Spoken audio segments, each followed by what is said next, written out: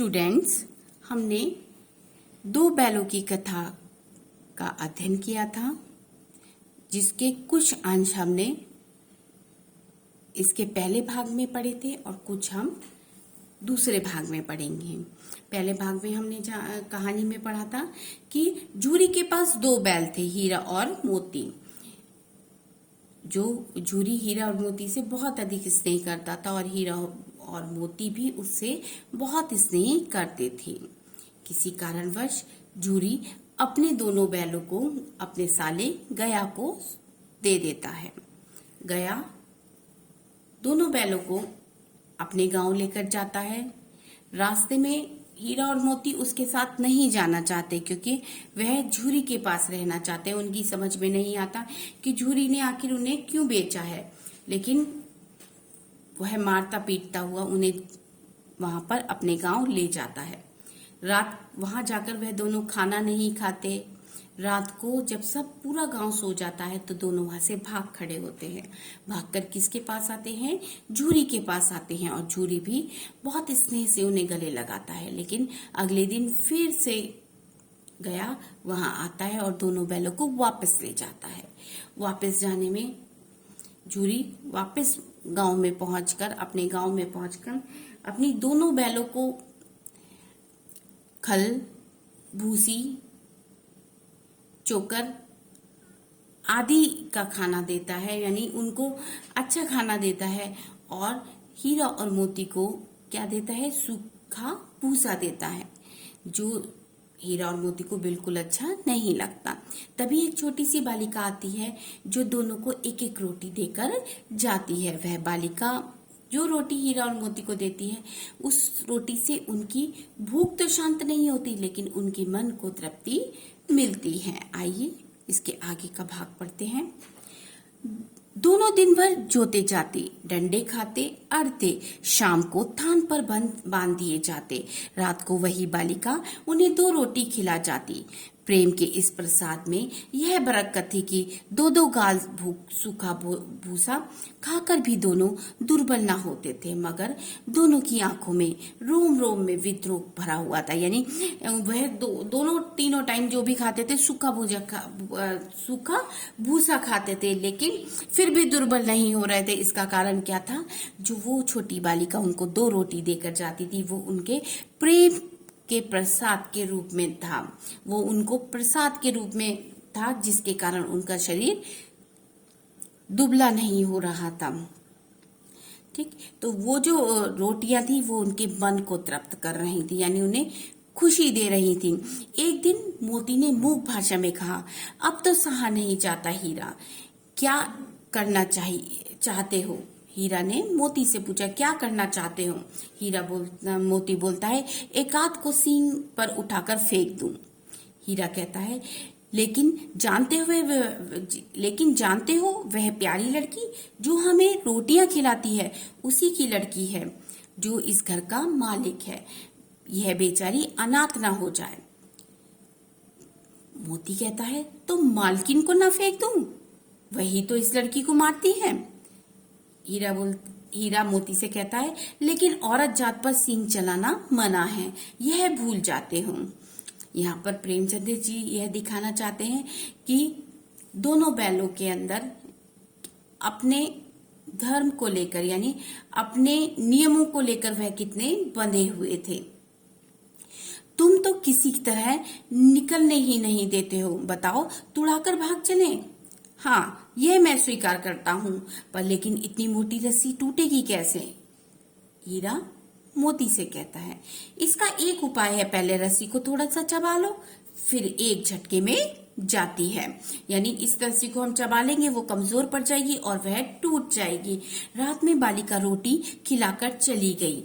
दोनों रस्सियां चबाने लगे, पर रस्सियां मोटी थीं, रस्सियां बहुत मोटी थी, इस कारण बार बार जोर लगाकर रह जाते थे। सहसा घर का दरवाजा खुला, वही लड़की निकली। दोनों सिर झुकाकर उसका हाथ चाटने लगे। वो आकर दोनों बैलों के पास खड़ी हो गई। दोनों ने अपनी पूंछ खड़ी की। उसने उनके माथे को सिलाया और बोली, खोल देती हूँ, चुपके से भाग जाओ, नहीं तो यहाँ लोग मार डालेंगे। आज घर में सलाह हुई है कि इनकी नाकों में नथ डाल दी जाए। यानी वो लड़की कहती है कि तुम दोनों यहाँ से भाग जाओ, मैं तुमको खोल देती हूँ। उसने गराफ खोल दिया, पर दोनों चुपचाप खड़े थे। मोती ने अपनी भाषा में पूछा, अब चलते क्यों नहीं? किससे पूछा? हीरा से। यानी उस लड़की ने उनको जहां बंधे थे उसको खोल दिया, लेकिन वो चुपचाप खड़े थे। हीरा कहता है चले तो, लेकिन इस अनाथ पर आफत आएगी, सब इस पर संदेह करेंगे। वो हीरा कहता है कि हम तो चले जाएंगे, लेकिन इस बच्ची पर आफत आ जाएगी। सहसा लड़की चिल्लाई, दोनों फूफा वाले बैल भागे जा रहे हैं। ओ दादा दादा, दोनों बैल भागे जा रहे हैं, जल्दी पकड़ो। गया हड़बड़ा कर भीतर से निकला और दोनों बैलों को पकड़ने चला। वे दोनों भागे। गया ने पीछा किया और तेज हुए। गया ने शोर मचाया, फिर गांव के कुछ आदमियों के साथ लेने के लिए लौटा और आदमियों को साथ लेकर लौटा। दोनों मित्रों को भागने का मौका मिल गया। सीधे दौड़ते चले गए, यहाँ तक कि मार्ग का ज्ञान ना रहा। जिस परिचित मार्ग पर आए थे उसका यहाँ पता ना था। नए नए गांव मिलने लगे। तब दोनों एक खेत के किनारे खड़े होकर सोचने लगे, अब क्या करना चाहिए। भागने की शीघ्रता में वो भागे जा रहे थे। गया उनका पीछा कर रहा था। गया तेज होता तो बैल और तेजी से भागते पीछे आता देखकर, और वह भागते चले गए। जो रास्ता जूरी के घर जाता था उस रास्ते को वो भटक गए थे, उस रास्ते से भटक गए थे। रास्ते में नए नए गांव आते चले गए और ये भागते चले गए। अब ये दोनों एक खेत के पास खड़े थे और सोच रहे थे, अभी हमें अब क्या करना चाहिए। हीरा ने कहा, मालूम होता है राह भूल गए। हीरा बोला, मालूम होता है राह भूल गए। तुम भी बेतहाशा भागे, वहीं उसे मार गिराना था। मोती बोलता है, तुम तो बेमतलब के भाग लिए वहां से हीरा, वहीं पर उसको मार गिराते तो भागना ही नहीं पड़ता। उसे मार गिराते तो दुनिया क्या कहती, वह अपना धर्म छोड़ दे। लेकिन हम अपना धर्म क्यों छोड़े? यहाँ पर एक प्रेमचंद जी कहना चाहते हैं कि मनुष्य यह भूल जाता है कि जिन पशुओं से वह काम ले रहा है, जिन पशुओं को उसने अपने पास रखा है, उन्हें बेरहमी से मारता है। वह मनुष्यता का धर्म भूल जाता है। लेकिन ये दोनों जानवर अपने धर्म को नहीं भूले। दोनों भूख से व्याकुल हो रहे थे, यानी उन्हें बहुत अधिक भूख लग रही थी। खेत में मटर खड़ी थी, यानी खेत किसका था? मटर का खेत था। चढ़ने लगे, रह रहकर आहट ले लेते, कोई आता तो नहीं। जब पेट भर गया दोनों ने आजादी का अनुभव किया। जब उनका पेट भर गया तब उन्हें लगा कि वो पूरी तरह आजाद हैं, तो मस्त होकर उछलने कूदने लगे, खेलने लगे। पहले दोनों ने डकार ली, यानी पेट इतना भर गया था कि उनको डकार आने लगी। फिर सींग मिलाए और एक दूसरे को ठेलने लगे, मतलब खुशी के मारे एक दूसरे को ठेलने लगे, एक दूसरे को पुश करने लगे। मोती ने हीरा को कई कदम पीछे हटा दिया, फिर यहाँ तक कि वह खाई में गिर गया। हीरा तब उसे भी क्रोध आ गया। किसको? हीरा को क्रोध आया। वह जैसे उपर आया मोती से मिल गया। मोती ने देखा कि खेल ने झगड़े का रूप ले लिया, तो वह किनारे हटकर खड़ा हो गया। अरे यह क्या? कोई सांड डकौता चला आ रहा है, यानी जो है कोई बहुत बड़ा सांड उनकी तरफ आ रहा था। हाँ, सांड ही है। दूसरा उसकी सहमति देता है, हाँ देखने में सांड ही लग रहा है। वह सामने आ पहुंचा। दोनों मित्र बगले झांक रहे हैं। सांड पूरा हाथी, उनसे उससे भिड़ना जाना, ये जान से हाथ धोना। यानी दोनों एक दूसरे की शक्ल, एक दूसरे की ओर देखने लगते हैं कि सांड क्या है, ये तो पूरा हाथी जैसा है, इतना हष्ट पुष्ट। उससे भिड़ने का मतलब कि अपनी जान से हाथ धोना, लेकिन ना भिड़े भी, पर अगर उससे भिड़ेंगे भी नहीं तो भी उससे नहीं बच सकते। इसी की तरफ आ रहा है, कितनी भयानक सूरत। वो कहते हैं वो तो हमारी तरफ ही आ रहा है और कितनी भयानक सूरत है इसकी। मोती ने मूक भाषा में कहा, बुरे फंसे, जान बचेगी कोई उपाय सोचो। जान मतलब वो बोलता है जल्दी से कोई जान बचाने का उपाय सोचो। हीरा चिंतित स्वर में कहा, अपने घमंड में भूला हुआ है। ये तो अपने घमंड में इतना ज्यादा चूर है कि अगर हम इससे विनती भी करेंगे तो भी कुछ नहीं होगा। भाग क्यों ना चले, कि यहाँ से भाग ही जाते हैं, फिर ये सांड हमारा कुछ ना बिगाड़। भागना कायरता है तो फिर यही मरो, बंदा तो 9 2 11 होता है। वो बोलता है अगर भागना कायरता है तो तुम ही मरो, मैं तो जा रहा हूं। और जो दौड़ाए फिर कोई उपाय जल्दी सोचो। वो बोलते जल्दी से सोचो। उपाय यही है कि उस पर दोनों जने एक साथ चोट करें। मैं उसे रगेड़ता मैं आगे से रगेड़ता हूं और तुम पीछे से रगे दो। दोहरी मार पड़ेगी तो भाग खड़ा होगा। मेरी ओर झपटे तो तुम बगल से उसके पेट में सींग घुसेड़ देना। जान जोखिम है पर दूसरा उपाय नहीं। वो कहता है कि अगर वो मुझ पे प्रहार करेगा तो तुम उसके पेट में सींग घुसेड़ देना, और अगर वह तुम पे प्रहार करेगा तो मैं ऐसा करूंगा। इसके सिवा कोई उपाय नहीं। दोनों मित्र जान हथेली पर लेकर लपके। सांड को भी संगठित शत्रुओं से लड़ने का तजुर्बा ना था। सांड को यह अनुभव नहीं था कि 2 लोगों से कैसे लड़ा जाता है। वह तो एक ही शत्रु से मल्ल युद्ध करने का आदी था। जो ही हीरा पर झपटा, मोती ने पीछे से दौड़ाया। सांड उसकी तरफ मुड़ा तो हीरा ने रगेड़ा मतलब खदेड़ दिया उसे। सांड चाहता था कि एक एक करके दोनों को गिरा ले। सांड ये चाहता था कि एक एक करके दोनों को, पर ये दोनों भी उस्ताद थे, उसे यह अवसर ना देते थे। एक बार सांड झल्लाकर हीरा का तो अंध कर देने के लिए चला। मोती ने बगल से आकर उसके पेट में सींग भोंक दिया। सांड क्रोध में आकर पीछे फिरता तो हीरा ने उसे पहलू से सींग चुभा दिया।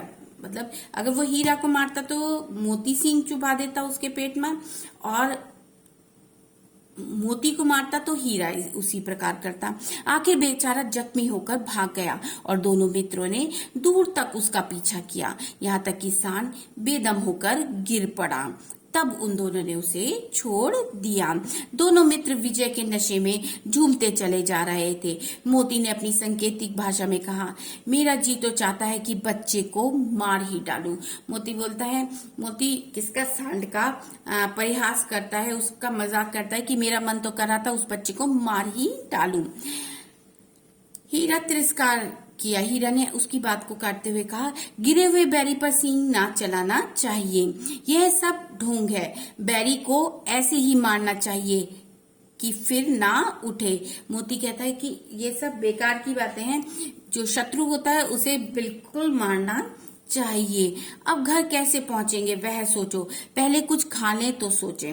वह बोला कि घर के बारे में सोचो कि हम झूरी के पास कैसे पहुंचेंगे। तो वह बोले पहले कुछ खाते हैं फिर जो है इसके बारे में सोचते हैं। सामने मटर का खेत था। मोती उसमें घुस गया। हीरा मना करता रहा पर उसने एक ना सुनी। अभी 2 ही 4 ग्रास खाए थे कि 2 आदमी लाठियां लेकर दौड़ पड़े और दोनों मित्रों को घेर लिया। हीरा तो मेड़ पर था निकल गया। मोती सींचे हुए खेत में था। उसके खुर कीचड़ में धंसने लगे, ना भाग सका। यानी मतलब एक तो भाग गया लेकिन दूसरा जो है मेट पर खड़ा उस पर खड़ा हुआ था, तो उसके पैरों में पैर थे उसमें कीचड़ लग गया था, वह ना भाग सका। पकड़ लिया। हीरा ने देखा संगी संकट में है, यानी उसका मित्र संकट में है, तो लौट पड़ा। जो भागा था वो वापस आ गया। हीरा वापस आकर किसके पास आ गया? मोती के पास, क्योंकि मोती फंस गया था। फंसेंगे तो दोनों फंसेंगे। रखवालों ने उसे भी पकड़ लिया, दोनों को पकड़ा। प्रातःकाल दोनों मित्र कांजी हाउस में बंद कर दिए गए। यानी कांजी हाउस वह स्थान जहां पर आवारा पशुओं को रखा जाता है। ठीक, दोनों मित्रों को जीवन में पहली बार ऐसी साबिका पड़ा कि सारा दिन बीत गया और खाने को एक दिन का भी ना मिला। उनके जीवन का पहला सबक था कि उनको पूरा दिन बीत गया लेकिन उनको खाने के लिए तिनका नहीं मिला, क्योंकि वो कहाँ बनते? कांजी हाउस में। समझ में ही नहीं आता यह कैसा स्वामी है, इससे तो गया भी अच्छा था। उनको आज लग रहा था इससे तो गया अच्छा था, यहाँ जहाँ पर हमको बांध रखा है यहाँ का स्वामी कैसा है। यहाँ कई भैंसे थी, यहाँ पर कई भैंसे थी, कई बकरियां, कई घोड़े, कई गधे, पर किसी के सामने चारा ना था। सब जमीन पर मुर्दों की तरह पड़े थे। कई तो इतने कमजोर हो गए थे कि खड़े भी ना हो सकते थे। सारा दिन दोनों मित्र फाटक की ओर टकटकी लगाए ताकते रहे, पर कोई चारा लेकर आता ना दिखाई दिया। तब दोनों दीवार की नमकीन मिट्टी चाटनी शुरू की, पर इससे क्या तृप्ति होती, यानी दोनों भूखे थे। कांजी हाउस में ये सोच रहे हैं कि स्वामी वहां का स्वामी कैसा है, कि इससे तो अच्छा गया था कि सूखा भूसा ही देता था, पर खाने को तो देता था। लेकिन यहाँ पर कोई नहीं, जितने जानवर बंधे थे सब निढाल थे, सब ऐसे थे जैसे मुर्दे पड़े हुए हों, इतने कमजोर हो चुके थे। रात को भी दोनों बैलों ने दीवार को चाटना शुरू कर दिया, लेकिन उससे भूख शांत नहीं होती। रात को भी जब कुछ भोजन ना मिला तो हीरा के दिल में विद्रोह की ज्वाला दहक उठी। मोती से बोला, अब तो नहीं रहा जाता मोती। वह मोती से बोला, हर बार मोती के अंदर विद्रोह की भावना झलकती थी, लेकिन इस बार हीरा के अंदर में विद्रोह की भावना झलक रही थी। मोती ने सिर लटकाते हुए जवाब दिया, मुझे तो मालूम होता है प्राण निकल रहे हैं। भूख के कारण दोनों को मोती को ऐसा लग रहा था कि जैसे वह मर ही जाएगा। इतनी जल्दी हिम्मत मत हारो भाई, यहाँ से भागने का कोई उपाय निकालना चाहिए। आओ दीवार तोड़ डालें। मुझसे तो अब कुछ नहीं होगा। बस इसी बूते पर अकड़ते थे, सारी अकड़ निकल गई। ही मोती कहता है, अब मैं कुछ नहीं कर सकता, मुझसे ये दीवार नहीं टूटेगी। तो हीरा कहता है, बस इसी बात पर अकड़ते थे कि तुम सब कुछ कर सकते हो, लेकिन तुमसे तो ये दीवार ही नहीं टूट रही, सारी अकड़ निकल गई तुम्हारी तो। बाड़ी की दीवार कच्ची थी, हीरा मजबूत तो था ही। उसके नुकीले सींग दीवार पर उसने अपने नुकीले सींग दीवार में गड़ा दिए और जोर मारा तो मिट्टी की एक चिपड़ निकल आई, यानी एक परत निकल आई। फिर तो उसका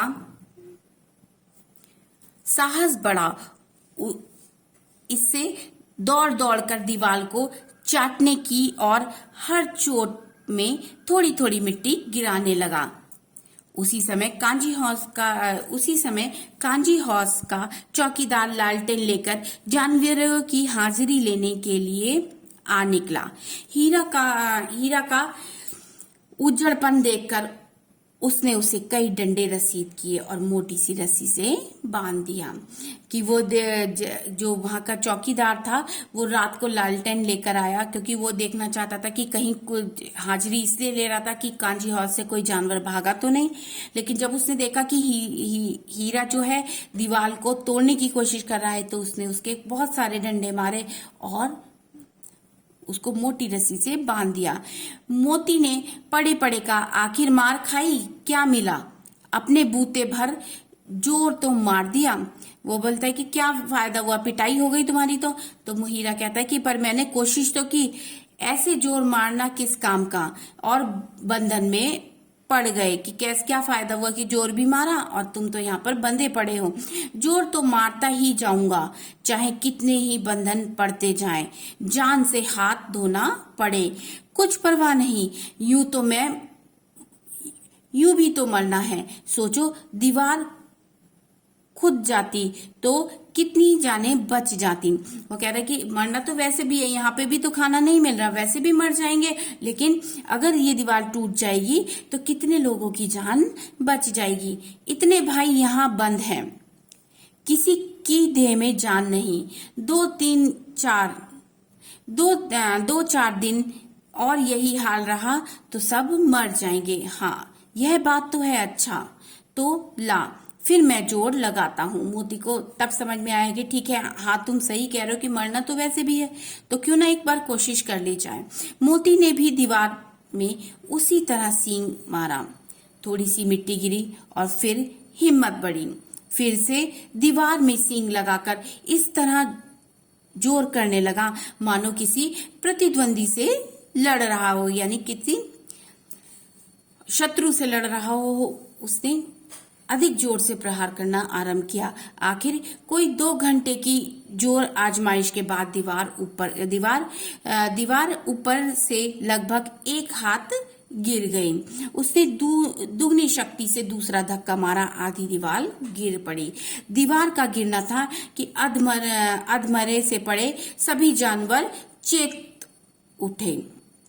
यानी जो अभी तक निढाल पड़े हुए थे जानवर ऐसे ही पड़े हुए थे। जैसे ही दीवार गिरी एकदम से खड़े हो गए, उनमें जोश आ गया। तीनों घोड़ियां सरपट भाग निकली। यानी अभी तक जो मृतक के समान पड़े थे, जैसे ही दीवार टूटी उनको भी समझ में आ गया कि ये दीवार टूटी, अब यहाँ से भाग निकलना चाहिए। तीनों घोड़ियां वहां से भाग निकली, फिर बकरियां निकली, इसके बाद भैंसे भी सरक गईं। फिर गधे अभी ज्यों के त्यों खड़े थे। गधे वहीं के वहीं उसी स्थान पर खड़े हुए थे। बाकी जानवर वहां से निकल रहे थे, लेकिन गधे वहीं चुपचाप खड़े थे। हीरा ने पूछा, तुम दोनों क्यों नहीं भाग जाते? एक गधे ने कहा, जो कहीं फिर पकड़े जाए तो क्या हर्ज है, अभी तो भागने का अवसर है। हमें तो डर लगता है, हम यहीं पड़े रहेंगे। हीरा ने एक गधे से कहा, तुम क्यों नहीं भाग रहे हो, भागो। तो कहते नहीं, फिर से पकड़ लेंगे, फिर यहीं ले आएंगे। तो कहते हैं कि नहीं, अब तो अवसर है, भाग जाओ। तो वो बोलते नहीं, हम नहीं भागेंगे, हमको डर लगता है। आधी रात के ऊपर जा चुकी थी। दोनों गधे अभी तक खड़े सोच रहे थे कि भागे या ना भागे, और मोती अपने मित्र की रस्सी तोड़ने में लगा हुआ था। जब तक हार गया तो हीरा ने कहा, मतलब सब लोग भाग गए। एक तो गधे वहां खड़े हुए थे और दूसरा मोती हीरा की रस्सी तोड़ने पर लगा हुआ था। हीरा ने कहा, तुम जाओ, मुझे यहीं पर पड़ा रहने दो, शायद कहीं भेंट हो जाए। मुझे यहीं छोड़कर तुम यहाँ से भागो। मोती ने आंखों में आंसू लाकर कहा, तुम मुझे इतना स्वार्थी समझते हो हीरा? हम और तुम इतने दिनों से एक साथ हैं, आज तुम विपत्ति में पड़ गए तो मैं तुम्हें छोड़कर अलग हो जाऊं? हीरा ने कहा, बहुत मार पड़ेगी, लोग समझ जाएंगे कि यह तुम्हारी शरारत है। मोती गर्व से बोला, जिस अपराध के लिए तुम्हारे गले में बंधन पड़ा है, उसके लिए अगर मुझ पर मार पड़े तो क्या चिंता। इतना तो हो ही गया कि 9-10 प्राणियों की जान बच गई। वे सब भी तो आशीर्वाद देंगे। वो बोलता है मोती की, जो यहाँ से भागे हैं वो भी तो हमारे लिए हमको आशीर्वाद देंगे, तो हमारे को मार नहीं पड़ेगी। यह कहते हुए मोती ने दोनों गधों को सींग से मारकर बाड़े से बाहर निकाला और तब अपने बंधु के पास आकर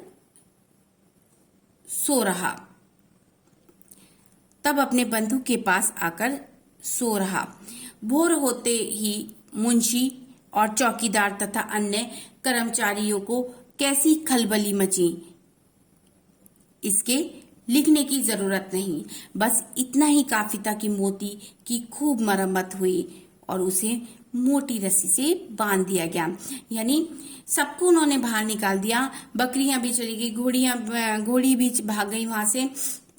गधों को भी मोती ने सींग मार कर बाहर निकाल दिया और उसके बाद चुपचाप आकर हीरा के पास सो गया। जब भोर हुई, सुबह हुई, तो मुंशी और चौकीदार और अन्य कर्मचारी वहां आए कि सारे जानवर कहाँ हैं। तो लेखक के प्रेमचंद जी कहते हैं ये लिखने की जरूरत नहीं कि उन लोगों में क्या खलबली मच रही थी, कि मुझे लेखक होते हुए ये बताने की जरूरत नहीं कि वो कैसा महसूस कर रहे थे चौकीदार और मुंशी। लेकिन मोती की खूब मरम्मत हुई, उसे भी मोटी रस्सी से बांध दिया। 1 सप्ताह तक दोनों मित्र वहां बंधे पड़े रहे। किसी ने चारे का एक तृण यानी तिनका भी ना डाला। हाँ, एक बार पानी दिखा दिया जाता था, यही उनका आधार था। दोनों इतने दुर्बल हो गए थे कि उठा तक नहीं जाता था। ठठरियां निकल आई थी, यानी उनकी हड्डियां निकल आई थी। एक दिन बाड़े के सामने डुग्गी बजने लगी और दोपहर होते होते वहां 50-60 आदमी जमा हो गए। यानी बाड़े के सामने क्या हुआ कि कोई डुगडुगी बजा रहा था, जैसे संदेश देने वाले डुगडुगी बजाते हैं, तो वहां पर 50-60 लोग जमा थे। तब दोनों मित्र निकाले गए और उनकी देखभाल होने लगी। उनको निकाला, जो लोग वहां आए थे वो उनको देखने लगे। लोग आकर उनकी सूरत देखते और मन फीका कर कर चले जाते। ऐसे मृतक बैलों का कौन खरीदार होता, यानी उनको बेचा जा रहा था। सहसा एक दड़ियल आदमी जिसकी आंखें लाल थीं और मुद्रा अत्यंत कठोर आया, यानी मतलब एक ऐसा आदमी जो लंबी लंबी दाढ़ी थी, जिसकी आंखों में आंखें लाल थी, उसकी मतलब जो मुद्रा थी बहुत मतलब ऐसे दिख प्रतीत हो रहा था जैसे बहुत ही कठोर स्वभाव का व्यक्ति है। दोनों मित्रों के कूले में उंगलियां गोद कर मुंशी जी से बातें करने लगा। दोनों के कूल में उंगली से गोद मतलब उंगली टच करके देखने लगा और फिर जो है मुंशी जी से बातें करने लगा। उसका चेहरा देखकर अंतर्ज्ञान से दोनों मित्रों का दिल कांप उठे। उसके चेहरे के हाव भाव देखकर मतलब उसके कार्य, उसके हाव भाव देखकर दोनों मित्रों के मन कांपने लगे। वह कौन है और उन्हें क्यों टटोल रहा है, क्यों उसे छू कर देख रहा है, उनको छूने से आभास हुआ। इस विषय में उन्हें कोई संदेह ना हुआ। दोनों ने एक दूसरे को भीत नेत्रों से यानी भयभीत नेत्रों से देखा और सिर झुका लिया। दोनों ने एक दूसरे को देखा और फिर वो सिर झुका लिया। हीरा ने कहा, गया के घर से नाहक भागे, अब जान ना बचेगी। वो समझ गए कि ये जो व्यक्ति है ये कसाई है ना। तो दोनों लोग समझ गए, बोले कि इससे तो गया का घर ही अच्छा था, वहां से वहां रहते तो वहां पर कम से कम जान तो बची रहती। मोती ने अश्रद्ध के भाव से उत्तर दिया, कहते हैं भगवान सबके ऊपर दया करते हैं, उन्हें हमारे ऊपर क्यों दया नहीं आती। कहते भगवान सबके ऊपर दया करते हैं पर हम पर दया क्यों नहीं करते। भगवान के लिए हमारा मरना जीना दोनों बराबर है। चलो अच्छा ही है, कुछ दिन उसके पास तो रहेंगे। एक बार भगवान ने उस लड़की के रूप में हमें बचाया था, क्या अब ना बचाएगा। वह बोलते हैं कि वो लड़की भगवान का रूप बनकर हमारे सामने आई थी, उसने हमें उन लोगों से बचाया था, तो अब की बार भी शायद भगवान हमें बचाए। यह आदमी छुरी चलाएगा, देख लेना। तो क्या चिंता, मांस खाल सींग हड्डी सब किसी न किसी के काम आ जाएगा। वो बोलते कोई बात नहीं, अगर कसाई हमें मारेगा तो हमारा जितना भी मांस है, खाल है, सींग है, हड्डी है, सब किसी न किसी के काम आएगा। नीलाम हो जाने के बाद दोनों मित्र उस दड़ियल के साथ चले। दोनों की बोटी बोटी कांप रही थी, अंदर से दोनों का मन बेचैन था। बेचारे पांव तक ना उठा सकते थे, पर भय के मारे डरते डरते गिरते पड़ते भागे जाते थे। वो दड़ियल तेजी से चलता था, लेकिन वो भी मतलब दोनों बैल उसके साथ चले जा रहे थे। लेकिन वह जरा भी चाल धीमी हो जाने पर जोर से डंडा जमा देता था। जैसे ही दोनों धीमे गति में होते, वैसे ही जो दड़ियल आदमी था, जो कसाई था, वह उन्हें जोर से प्रहार उनके ऊपर करता। राह में गाय बैलों का एक रेवड़ हरे हरे हार में चरता नजर आया।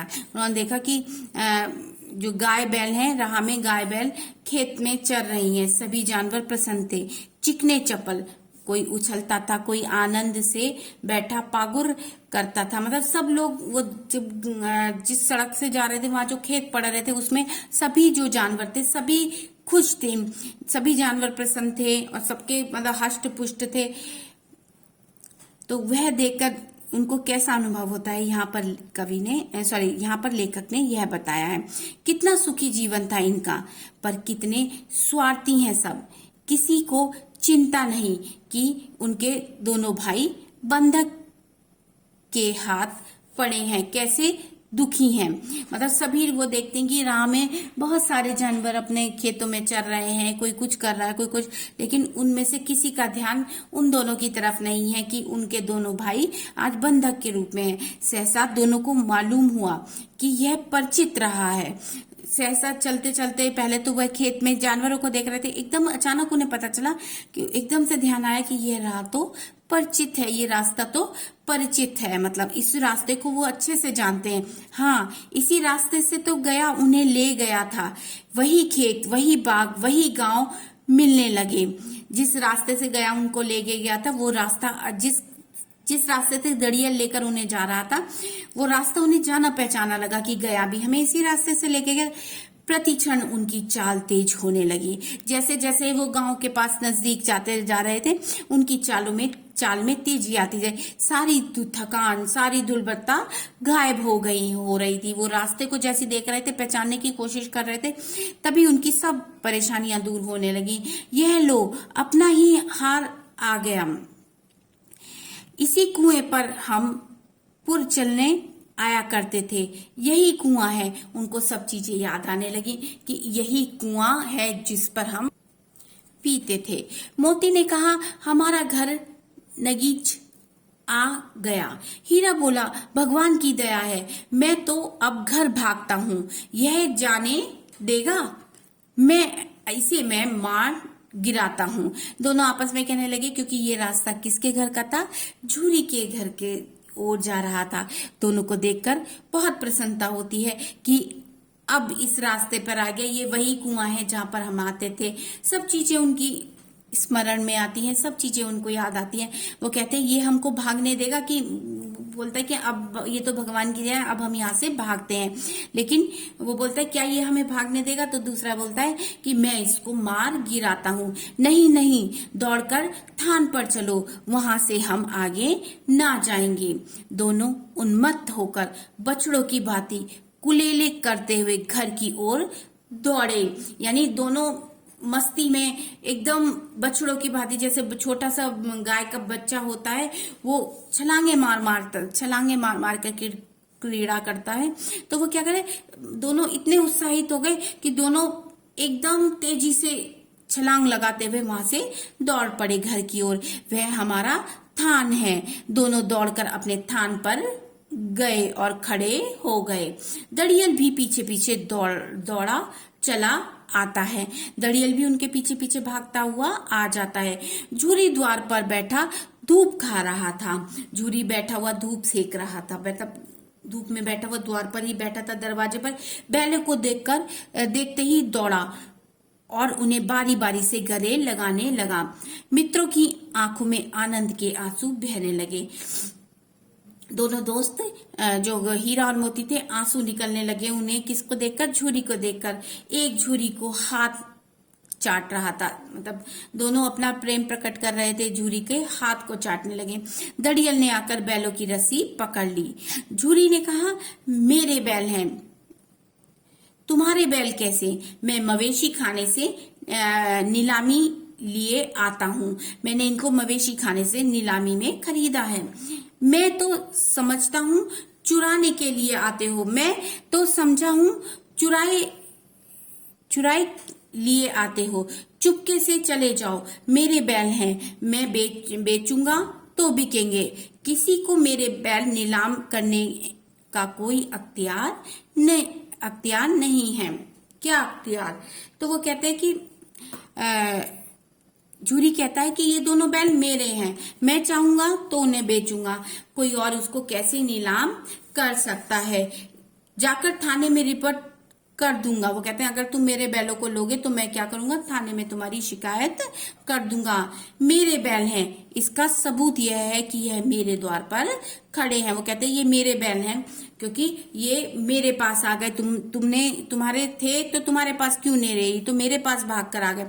दड़ियल झल्लाकर बैलों को जबरदस्ती पकड़ ले जाने के लिए बढ़ा।